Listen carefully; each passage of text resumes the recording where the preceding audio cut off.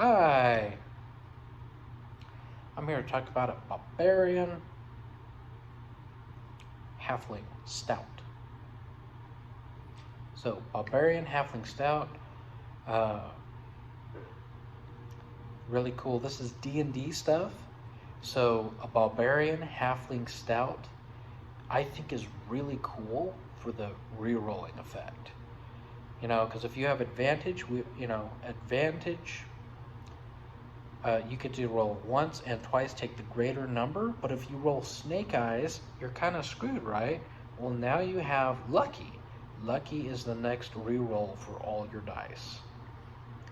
Now, we got that. Now, what's the next piece? Like saving throws and everything else. What type of saves can we get? Now, if I know any type of saving throw, right, you want advantage. So here's two things. Lucky helps you re-roll. Everybody loves Lucky. Lucky's cool. Lucky is the greatest halfling thing, especially that you get to re-roll on an attack if you want to. That's like the super best thing, and you can do it. You can do it on spells, by the way. Pew pew pew. Yeah, that's pretty unique right there. But we're dealing with a barbarian. We want to make sure our swings are in. That's the big thing. So we're going to, barbarian, and we're going to make sure our swings are in. Now, what type are we going to do? Because a barbarian paladin is really cool, right? That would be really cool. But what's something else we do is we put fighter in there. Why? Because it's champion. Champion fighter will give us the 19 and the 20 to crit. And why would we want the 19 and the 20 to crit? Well, the simple fact that if we crit on 19s and 20s while having to re-roll 3 times, it gives us a higher chance to hit something, amazingly wise.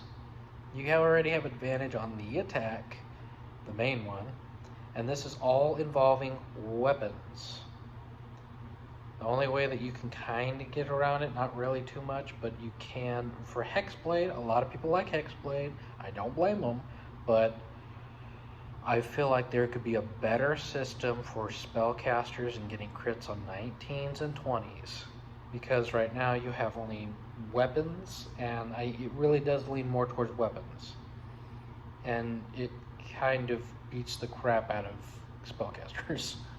They are ranged, but they also are super weak up close. Even if they have all these things they can put magical things into, they're just kind of toast. When I saw a barbarian, you can have a shield, and I'll just put that on the back of the person. And you can add shield master. Well, what does shield master do? Technically, that's your form of evasion. You technically have a form of evasion with it. So you kind of have the monk's 7th level evasion, or rogue's 7th level evasion. And it really helps out. So having that with your halfling means a lot. And it's a dexterity, right? But you already got danger sense. How does that work? So you apply both of those. Now, I don't want to be like too much of picky pig, but if you went 10th level, I just want to put that out. If you went 10th level into fighter just to get that extra fighting style, you know what one would really work good with that? Blind fighting. Do you know why blind fighting would work really well with that too? Yeah, it's true it doesn't give you the choice of, like the shield, for instance. The shield, you could have it at an angle and take no damage, right, if you succeed, right? But having that with danger sense gives you also an advantage on not only invisible creatures, but also any spell that you can see heading your way, or traps.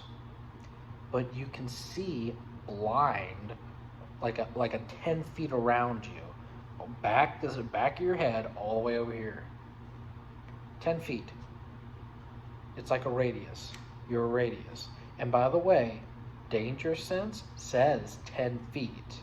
And it's perfect. It does have conditions, though. But I think those conditions would be nullified considering the fact that you can see through those objects anyways with blind fighting style. You know, that's the blind fighting style. Is really cool.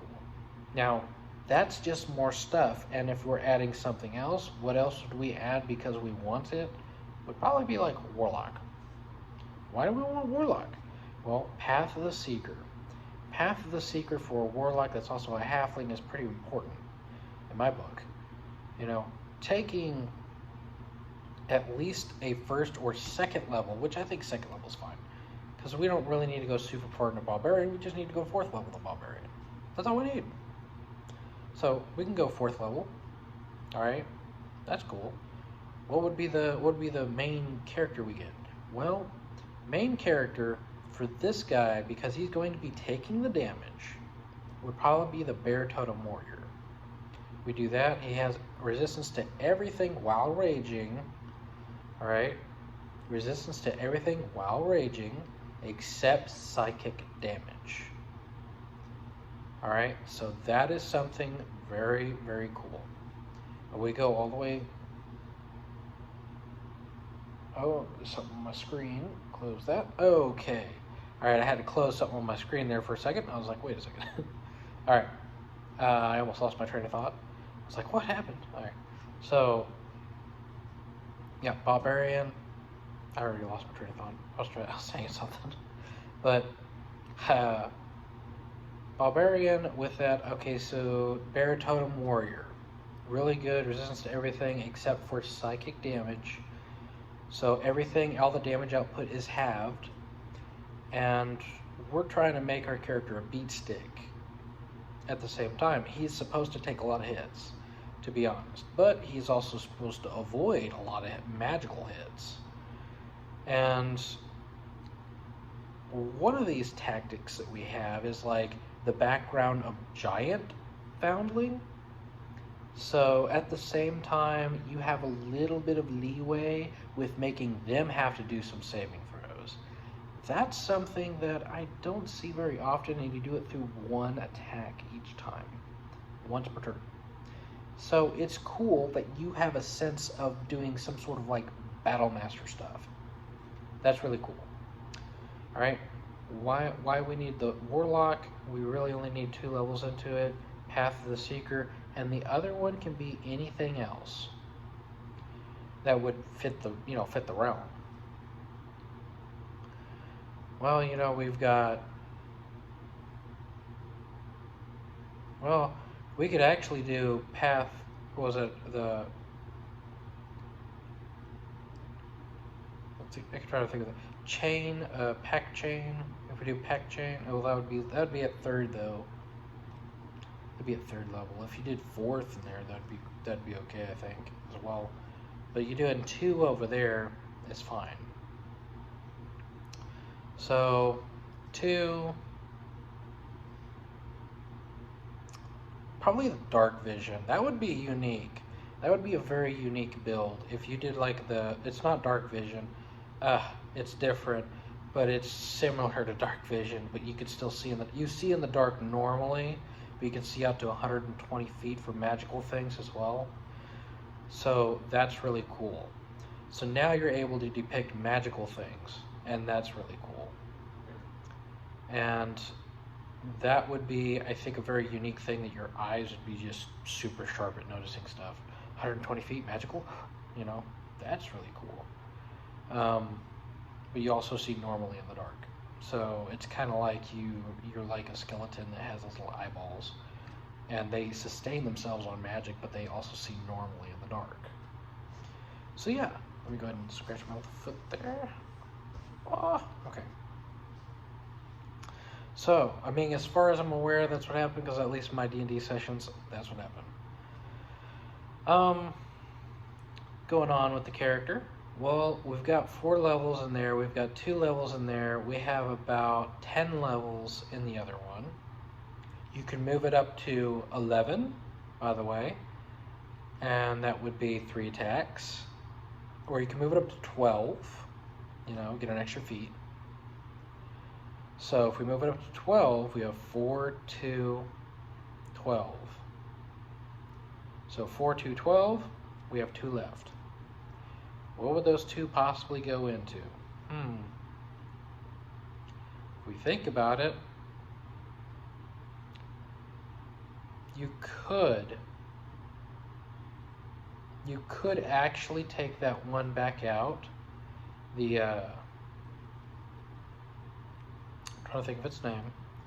The 11th for Blood Hunter. And so you get 3 into Blood Hunter. Or do you, yeah, about 3 or 4 into Blood Hunter. Probably 4 at that point. Just do 4 into Blood Hunter.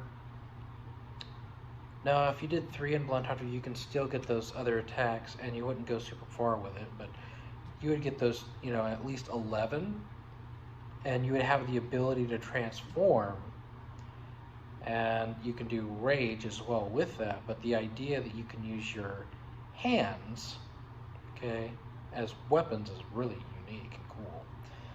But if you want to shift this a little bit different, there is other homebrew stuff.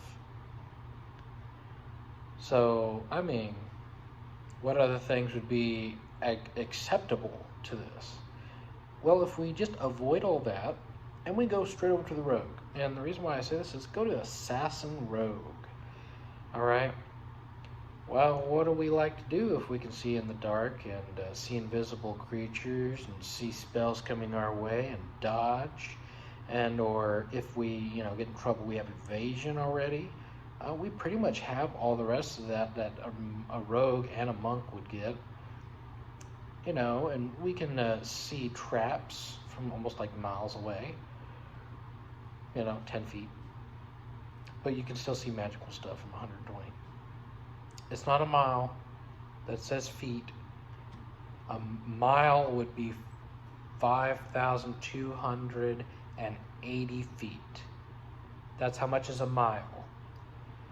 So, and that's the same logic in the game. Should be. Alright. Last I checked it was. So, unless they changed rules.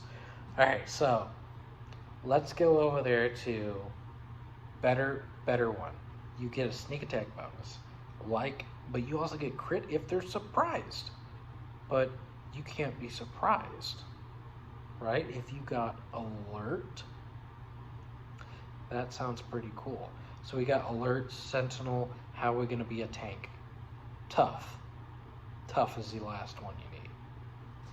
So if I think about it, we already got, was it 4th level, 6th level, 8th level, that's 3, and then you got Barbarian as a 4th level. So the next to last one that you can have is, there's this one called like, I'm trying to think what in the world it's called. Dang, it's weird. I can't even say what it was. But yeah, that's what the last one you can have, like Shield Master. That's what it was. Shield Master is pretty cool. Oh my good lord. Anyways, Shield Master is the one you have to have. Yeah, alert, sentinel, good stuff. I love that stuff. That's pretty cool. And you're really hard to disarm at that point, right? I mean, unless someone uses command on you.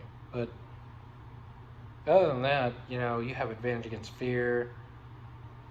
Charm, I think most people, that gets to most people, because that friends, but there's no real way to go against friends, so it was weird.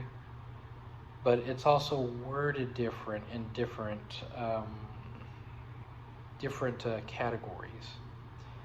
Because it's, in a warlock, when I saw it in there, when you clicked it on the spell, it was like you have advantage on all these things for charisma against this person.